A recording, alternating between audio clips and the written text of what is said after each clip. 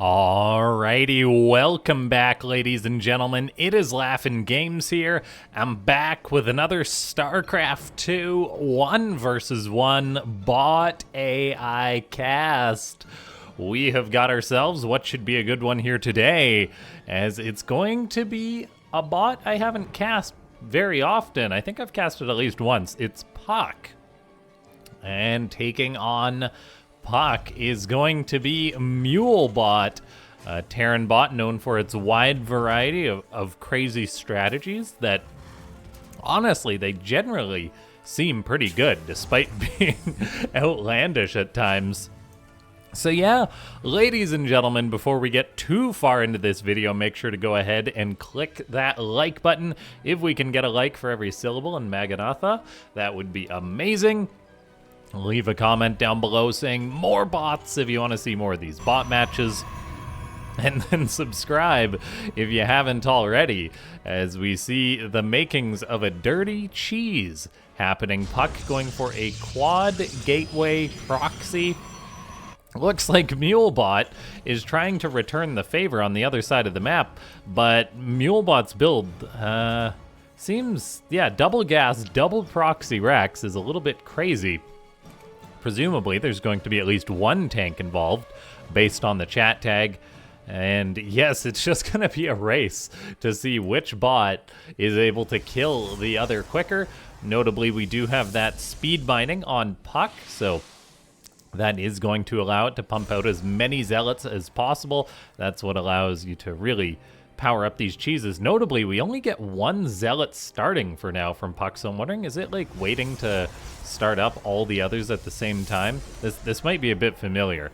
There we go. Okay, we get 3 more starting all at the same time. Who knows what kind of production cycle it's on. The first zealot is going to move out and get aggressive. Mulebot, however, has got 3 supply depots going up at the top of its wall. This is really nice, as this will buy the blue Terran bot a lot of time, potentially. We'll see if there's going to be an SCV pull to try and shut this down. Well, to try and stop the zealot getting in. One is repairing. Meanwhile, on the other side of the map, there is a few Marines being produced. The proxy has been scouted by Puck. However, Puck is most likely going to continue attacking that wall. Bots generally go for the main base. And now we've got 3 zealots hacking at these depots. Mulebot's trying to go for what looks to be an SCV pull. However, the door is closed, and it's actually not repairing all the depots. So all of a sudden, the door is going to be open as the zealots continue to attack the depots. Some SCVs get some stabs in. Meanwhile, on the other side of the map, Marauders have begun going in. There is the one tank for Mulebot, but production for both of these bots is really going to be limited now, as Mulebot has had its economy totally disrupted. It's just lifted off its command center and is floating some SCVs over. The others are just chilling. We'll see if they path towards it. The CC is going to land here. Meanwhile, Puck is going to attack these other production structures. Mulebot may be able to get the Protoss's main base, and with that last probe dying, there is no economic... Oh, pardon me, one more probe's being produced, but I don't think its odds are good. Right now, we've got 11 Zealots against 4 Marines, 2 Marauders, and a tank. I do believe that the Zealots, if they get on top of this army, will be able to kill it, regardless of how Mulebot micros, unless Puck does some very anti-micro. Mulebot, though, being the dirty bot that it is actually programmed with a lot of like building saving behavior. These buildings, they're lift off right before they start burning, which I really like. Soak as much damage and then float off. And then Mulebot, it actually does just lift off its main base when it's attacked. This isn't some dirty draw play strategy. No, Mulebot is genuinely, it makes use of just the fact that Terran can just say, nope, I'm leaving, and lift their base to another location. We are going to have that engagement. Mulebot is not microing the Marines, not microing the Marauders, and not microing the siege tanks. So only 2 Zealots died, killing all the units. Mulebot all of a sudden, after being supply blocked and not building anything for quite a while, says, I need 7 depots. As it is just building all the supply depots. Maybe not the most optimal, as it was floating money, but who knows what it was waiting for. Presumably it was waiting to try and build something out of those production structures since they weren't dead yet, maybe.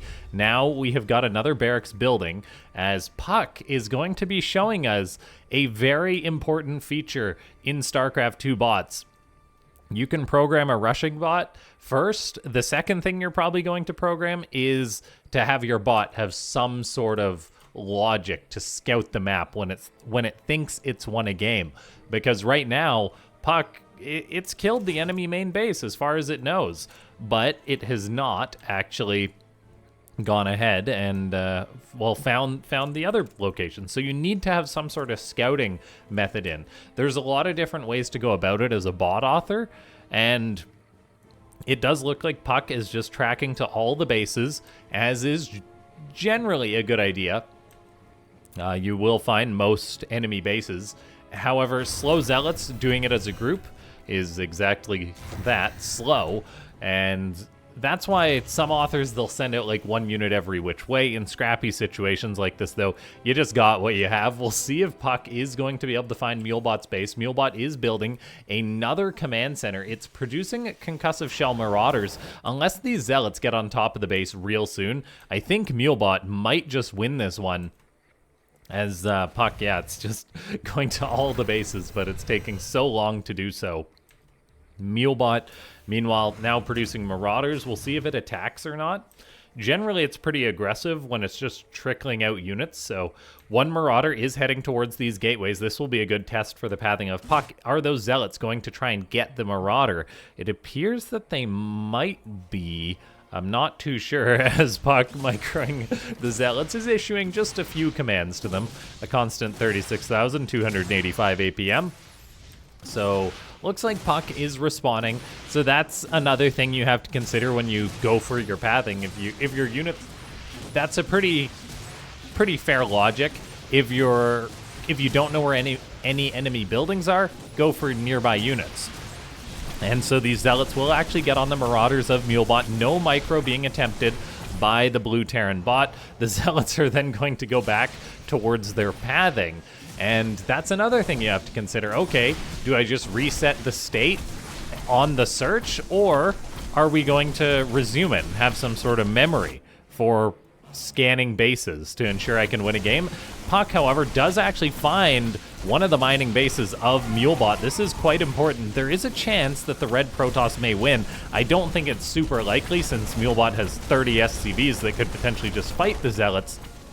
However, maybe Mulebot will get taken down, as the 7 remaining zealots are going to work fighting SCVs. A very nice SCV drill from Mulebot does reduce that zealot count to 6.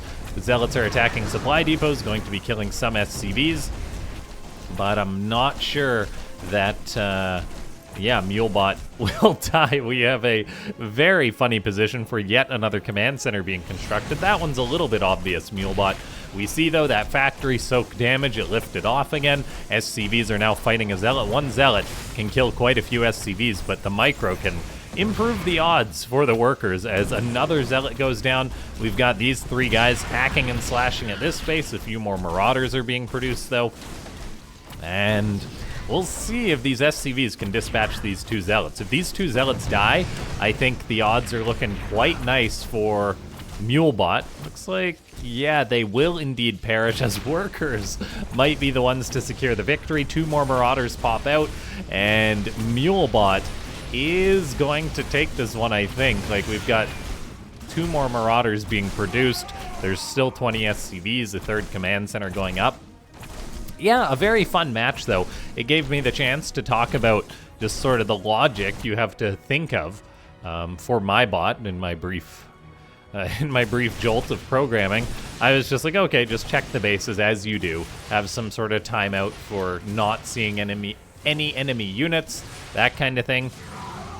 And then just go to search the bases. If you don't find anything in the bases, build a grid. If you don't find anything in that, get air units, that kind of thing. Which is, yeah, just sort of the natural progression for situations like this. The last zealot is dead. Mulebot just needs to get the cleanup. Stay tuned, though, ladies and gentlemen. We are going to have, actually, I think it's a micro match that someone sent in, so we'll maybe check out one of those in just a moment here, as Mulebot gets the cleanup. Yeah, one of the favorite things about one of my favorite things about Mulebot is just the fact that it has such good redundancy, lifting a base off and then, yeah, just rebuilding. Very cool to see. Okay, here we are, ladies and gentlemen. So we do have a micro match, which is something I definitely have wanted to cast more of and certainly promote more of, as it's a separate ladder than the Starcraft 2 bot ladder. However, you can program bots that just play these micro rounds, and it's actually just something that's really great for bot authors because of course you need good micro in your bots. So this is a very nice location to get data, to hone it, to test things, and it's its own very unique competition. So yeah, I just want to say shout out to this because honestly, I believe it's Sharkles has been on the top of the ladder with a better win rate than -0 on the micro ladder. It's just almost undefeated. It almost never loses a match. So yeah, I thought it would be cool to show that off and almost say, hey, maybe someone can program a bot to beat Sharkles.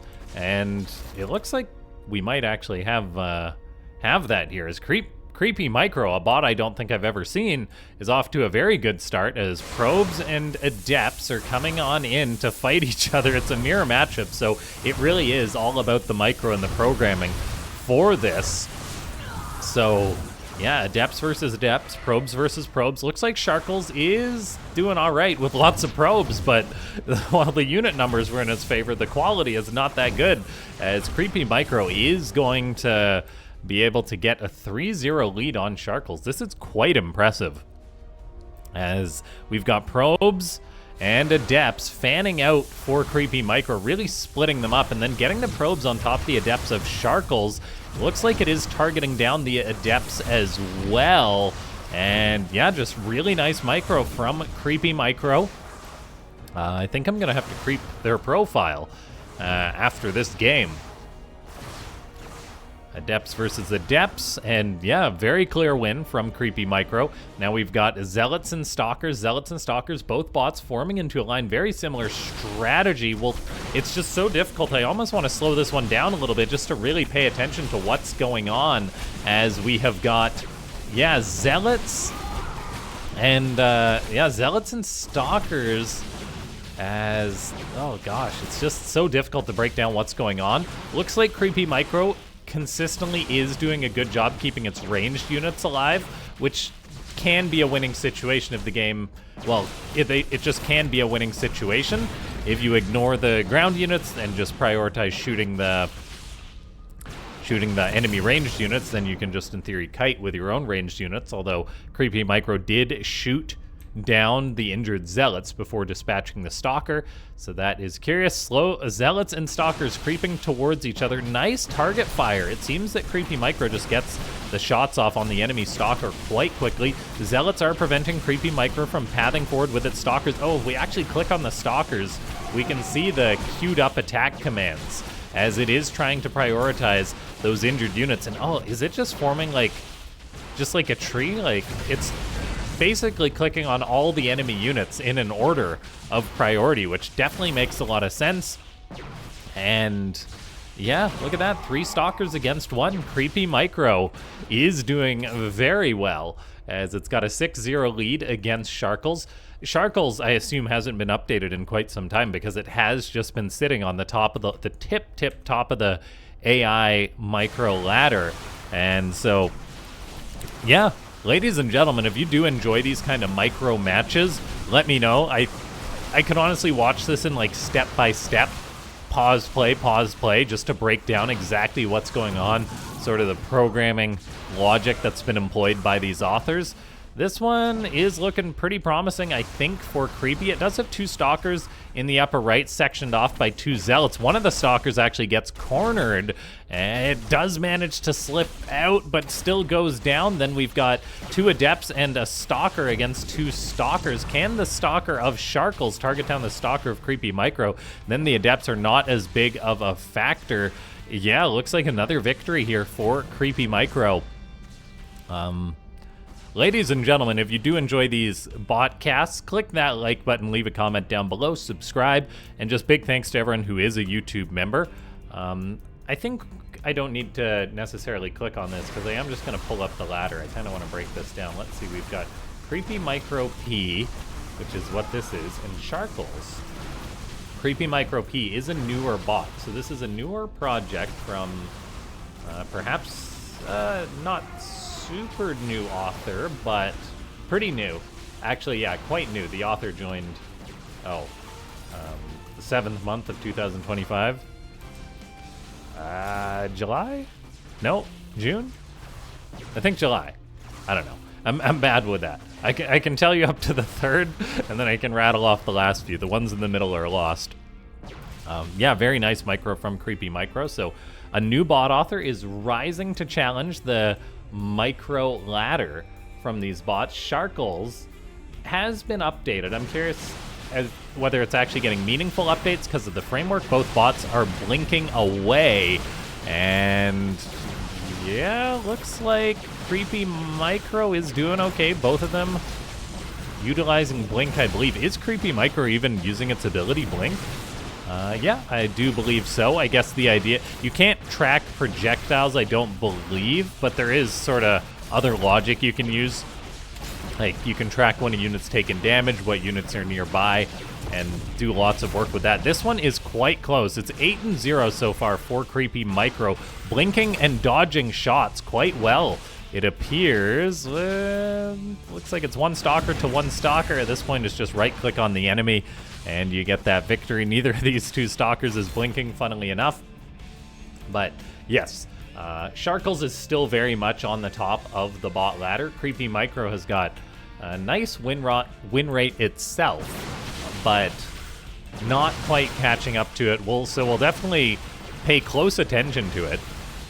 As at this point, I think you guys can tell that this is indeed a 10-0 from Creepy Micro, bringing down Sharkles.